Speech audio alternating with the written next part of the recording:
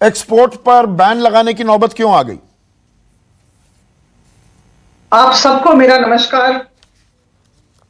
आपने बहुत ही सही ढंग से पृष्ठभूमि हम सबके समक्ष उपस्थापित की है, मैं धन्यवाद देती हूं। सबसे पहले तो मैं ये कहना चाहूंगी कि आदरणीय प्रधानमंत्री मोदी जी की सरकार खाद्यान्न सुरक्षा के लिए कटिबद्ध है और यह हमारा संकल्प है। और प्रधानमंत्री गरीब कल्याण अन्न योजना के अंतर्गत 30 सितंबर तक खाद्यान्न देना जारी रहेगा। और इस तरह का माहौल हम न बनाएं कि हमारे स्टोरेज डिपोज में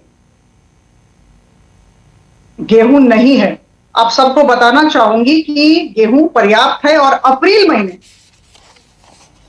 महीने की मैं बात कर दूं, 1.1 मिलियन मेट्रिक टन एक्सपोर्ट हुआ था। कहना मैं ये चाहती हूं कि खाद्यान्न सुरक्षा को अगर हम दृष्टि में रखें तो हमारे पास पर्याप्त गेहूं है। और जो प्रतिबंध लगा, इस दिशा में मैं दो बातें उपस्थापित करना चाहूंगी। आपने कहा है, लेकिन एक तरह से पुनरावृत्ति लगेगी, लेकिन मुझे लगता है कि सरकार की तरफ से और मेरी पार्टी की तरफ से मैं निश्चित तौर पर दोहराना चाहूंगी। पहली बात, 111 मिलियन मेट्रिक टन अनुमान था इस वर्ष हमारा उत्पादन होगा। लेकिन जो गर्मी का मौसम पंजाब हरियाणा इन क्षेत्रों में जल्दी आ गया, इसकी वजह से उत्पादन प्रभावित हुआ और अनुमान लगाया जा रहा है कि 105 मिलियन मेट्रिक टन ही उत्पादन हो पाएगा। 105। आपको मैं बताना चाहती हूं कि जैसा कि आपने कहा, पिछले साल 6.5% जितना भी उत्पादन हुआ था उसका 6.5% हमने निर्यात किया था।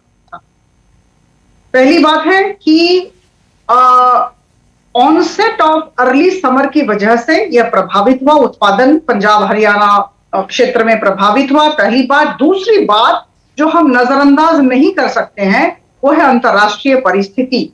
रशिया और यूक्रेन का जो युद्ध हुआ, और मैं आपको बताना चाहूंगी इस संदर्भ में कि रशिया और यूक्रेन टॉप एक्सपोर्टर्स हैं, गेहूं के टॉप एक्सपोर्टर्स हैं। और रशिया में क्या हुआ, सैंक्शंस लग गए, तो रशिया से गेहूं है लेकिन गेहूं बाहर नहीं आ पाया। और दूसरा मैं कह दूं कि यूक्रेन की जो स्थिति थी या स्थिति है, वहां से गेहूं बाहर नहीं आ पा रहा है। इसे हम कहते हैं गेहूं का इवैक्यूएशन नहीं हो पा रहा है। तो इसकी वजह से ग्लोबल प्राइसेस बढ़ गए।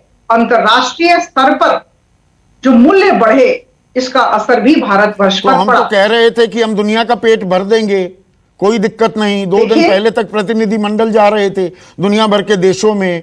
पीयूष गोयल का बयान मैंने इसीलिए कहा कि 150 लाख टन गेहूं निर्यात का इस बार हमें अंदाजा है, 72 लाख टन पिछली बार हुआ था। तो ये प्रतिबंध की नौबत क्यों आई? आकस्मिक परिस्थिति।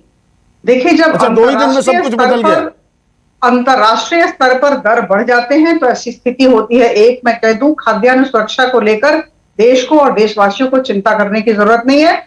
और इसमें जो नहीं, इसमें जिनको कालाबाजारी शब्द में जिम्मेदार, एक मिनट, कालाबाजारी ज्यादा भारी भरकम और नेगेटिव वर्ड हो जाएगा।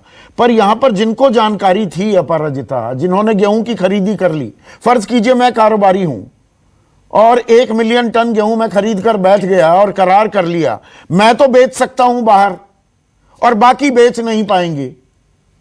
ये तो कुछ लोगों को फायदा हो रहा है, कुछ को नहीं। लेवल प्लेइंग फील्ड तो नहीं है। जिन प्राइवेट ट्रेडर्स ने होर्डिंग की है, निश्चित तौर पर सारे गेहूं अब बाहर आ जाएंगे। ये भी हम लोगों को दृष्टि में रखना होगा। दो बातें कहना चाहूंगी। ये जो नोटिफिकेशन है जो आपके हाथ में और मेरे हाथ में है, ये कल रात इस पर दस्तखत हुए हैं। और मैं आपको बताना चाहूंगी कि इसमें जो 2A और 2B है, इसका जिक्र आपने किया, मैं पुनरावृत्ति करूंगी। जो इर्रेवोकेबल लेटर ऑफ क्रेडिट है, जिनके साथ हमारी बातचीत हो गई है, उन्हें गेहूं निश्चित तौर पर बिक्री किया जाएगा या निर्यात किया जाएगा। और दूसरी बात, बड़ी बात, कि जो भी सरकार हमसे लेना चाहेंगी, आयात करना चाहेंगी, हम निश्चित तौर पर भारत सरकार हमारी इस दिशा में सकारात्मक कदम उठाएगी। ये दो बातें A और 2B भी दो बातें मैं भी आपसे पूछना चाहूंगा अपराजिता। 2 बातें आपने जो कहा ना कि हमारे पास पर्याप्त मात्रा में गेहूं का स्टॉक है, अब मैं आपकी क्लैरिफिकेशन चाहूंगा, क्योंकि जो ये आंकड़े हैं सरकारी आंकड़े मैं कोट कर रहा हूं, कोई अपने मन से बनाए हुए आंकड़े नहीं। 1 मई तक 162 लाख टन गेहूं की हमने खरीदी की है। पिछले साल हमने 288 लाख 1 मई तक 2021 तक 288 लाख टन खरीद लिया था। तो ये कम खरीदी तो हमारे पास पर्याप्त स्टॉक है क्या? दूसरी बात, आपने खुद माना 1.1 मिलियन टन एक्सपोर्ट हुआ है अप्रैल में, ठीक कह रहा हूं ना मैं? जी, आपने 1.1 मिलियन यानी कि 11 लाख टन। पिछले साल 1.3 लाख टन हुआ था निर्यात। जी, ये पता है कितना? 1000 गुना निर्यात हो गया।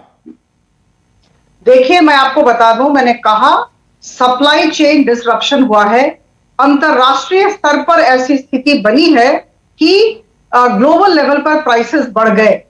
तो इस दिशा में हमारे देश में हमें गेहूं चाहिए, और मुझे लगता है इसी वजह से मैं आपको बताना चाहूंगी बहुत ही आत्मविश्वास के साथ कि हमारे गोडाउन्स में गेहूं पर्याप्त है, कोई क्राइसिस नहीं है।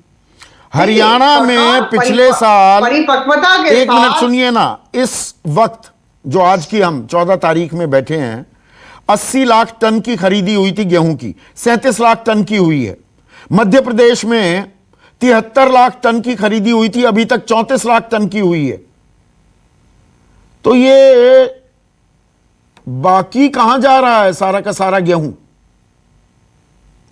सरकारी खरीद में 50% से ज्यादा का डिप है सरकारी खरीद में। देखिए, सरकार को मूल्य को नियंत्रण में रखने के लिए कुछ पदक्षेप लेने पड़ते हैं, एक। और दूसरी बात, हमारी जितनी भी कल्याणकारी योजनाएं हैं उन्हें हम बखूबी चला रहे हैं और चलाते रहेंगे, तो किसी भी तरह के क्राइसिस की संभावना नहीं है। मैं इसी दिशा में, इसी संदर्भ में एक बात कहना चाहूंगी। कुछ समय पहले हमारे आदरणीय प्रधानमंत्री जी ने कहा था कि वर्ल्ड ट्रेड ऑर्गेनाइजेशन का एक नियम है, मैं आप सबका ध्यान इस तरफ आकर्षित करना चाहती हूं। उन्होंने कहा था कि वर्ल्ड ट्रेड ऑर्गेनाइजेशन का एक नियम है कि जो पब्लिक स्टॉक होल्डिंग होता है, हमारे केस में FCI, food corporation of India, वो जो पब्लिक स्टॉक होल्डिंग होता है या जो एफसीआई में जो गेहूं है उसे निर्यात नहीं किया जा सकता है। ये डब्ल्यूटीओ का रूल है। हमारे प्रधानमंत्री साहब ने कहा था कि डब्ल्यूटीओ को इस नियम में रिलैक्सेशन करना चाहिए, इसे ढीला कर देना चाहिए। अगर ऐसा होगा तो हम सबके लिए अच्छा होगा। और मैं आपको बताना चाहूंगी कि जो डेवलप्ड नेशंस हैं, जो विकसित देश हैं, आप जानते हैं ये लोग ही डब्ल्यूटीओ के अधिकांश सदस्य हैं।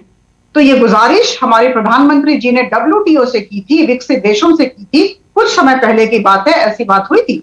तो अगर वो भी रिलैक्सेशन हो जाता है तो अभी वही रिलैक्सेशन में उसी पॉइंट पर आ रहा था अपराजिता केसी त्यागी। हम डब्ल्यूटीओ से कह रहे हैं कि भाई जो प्रावधान है उनको लचीला कर दो, हमारे पास जो स्टॉक है। कि सरकार क्या शतुर्मुर्ग बनी हुई थी? मौसम का अंदाजा नहीं हुआ, अपने घर में कितना गेहूं का हमें स्टॉक रखना है इसका अंदाजा हमें नहीं था क्या? गंभीर आरोप लगा रही है कांग्रेस। देखिए, कांग्रेस का काम ही है गंभीर आरोप लगाना, लेकिन मैंने पहले भी कहा है आपके चैनल पर, अभी भी कह रही हूं कि देश की जनता आदरणीय प्रधानमंत्री मोदी जी की भाषा को समझती है, इसलिए हमारे साथ खड़ी है। पहली बात यह है कि पहले घर और तब बाहर, इस बात को हम सबको समझना होगा। असामान्य परिस्थिति है, इस बात को हमें समझना होगा। अंतरराष्ट्रीय स्तर पर अगर गेहूं का रेट, गेहूं की कीमत बढ़ जाती है तो इसका प्रभाव सारे देशों पर पड़ेगा। अगर सप्लाई चेन डिस्ट्रीब्यूशन में दिक्कतें आएंगी तो निश्चित तौर पर मैं ये 2 दिन में इतना बदलाव कैसे हो सकता है? 2 दिन पहले 8 देशों में प्रतिनिधिमंडल गया ना कि भैया हमसे ले लो गेहूं। 2 ही दिन में 48 घंटे में समझ में आया कि नहीं पहले अपने घर में चाहिए। देखिए, ऐसा नहीं कि हम स्टॉक नहीं लेते हैं या हम इस पर निगरानी नहीं रखे हुए थे, लेकिन मैं निश्चित तौर पर कहूंगी कि आदरणीय प्रधानमंत्री जी ने डब्ल्यूटीओ की बात कही थी, लेकिन अभी तक विकसित देशों से बना हुआ WTO अभी उन्होंने अपने रूल में, अपने नियम में लचीलापन नहीं लाया है।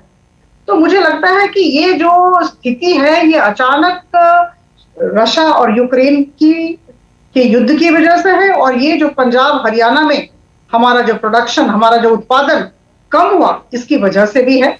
लेकिन उत्पादन ही कम नहीं, खरीदी भी, सरकारी खरीदी भी कम है ना।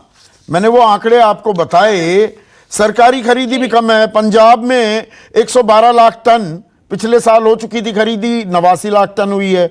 हरियाणा में 80 लाख टन के बजाय 37 लाख टन, 50% से भी कम। 73 लाख टन मध्य प्रदेश में, 34 लाख टन हुई है इस बार खरीदी। यहां भी 50% से कम खरीदी सरकार की। देखिए, दो बातें कहना चाहूंगी कि खाद्यान्न सुरक्षा हमारा संकल्प है, और 30 सितंबर तक यह कार्यक्रम बहुत सुचारू रूप से चलेगा। और दूसरा मैं कह दूं कि क्राइसिस का माहौल या क्राइसिस का वातावरण हम लोग पैदा न करें तो बेहतर है। पर्याप्त गेहूं 2005 से हमने कुछ नहीं सीखा। आप तो उस वक्त नौकरशाह थी, जो कोट किया देवेंद्र शर्मा ने 2005 का वाकया कि हम दुनिया को बेचते घूम रहे थे और अगले साल दुगनी कीमत पर हमें आयात करना पड़ा गेहूं। वही ओवर कॉन्फिडेंस में तो नहीं मर गए हम इस बार। देखिए, अंतरराष्ट्रीय स्थिति को समझना होगा, और मुझे लगता है कि जब तक रशिया यूक्रेन के युद्ध में विराम नहीं आएगा और स्थिति नहीं सुधरेगी, हर एक वस्तु के कीमत को ऊपर आप ध्यान दें, स्थिति ऐसी है। तो मुझे लगता है हम सबको समझना होगा, और कुछ समय की बात है। और देखिए, अभी तो प्रशंसा करनी चाहिए कि सरकार ने कल रात में जो नोटिफिकेशन जारी किया, अधिसूचना जारी की, आज के संदर्भ में ये सबसे अच्छा पदक्षेप है, ये हमें मानना पड़ेगा। नहीं, वो देवेंद्र शर्मा मान रहे हैं, पर ये पहले क्यों नहीं किया गया, सवाल यहां पर है।